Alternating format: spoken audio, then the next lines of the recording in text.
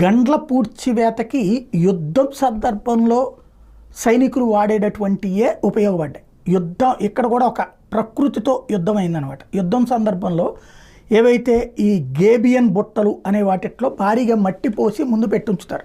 అవతల వాళ్ళు బాంబులు వేసినా తుపాకీలతో కాల్చినా ఆ మట్టిలోకి దిగుతే తప్పించి దాని వెనకాలన సేఫ్టీగా ఉంటారనమాట.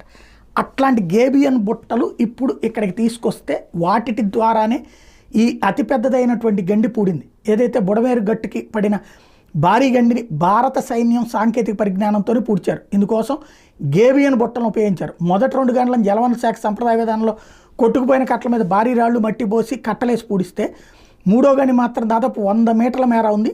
దాన్ని పూడ్చేందుకు సైన్యం సాయం చేసింది. ఇందులో భాగంగా ఇనప చువ్వలతో పెద్ద బుట్టలు తయారు చేసేటటువంటి ఈ గేబియన్ బుట్టలు వాటి గండిపడ్డ ప్రాంతంలో పొందికగా ఉంచుతారు. వాటిలో పెద్ద పెద్ద రాళ్లతో పాటు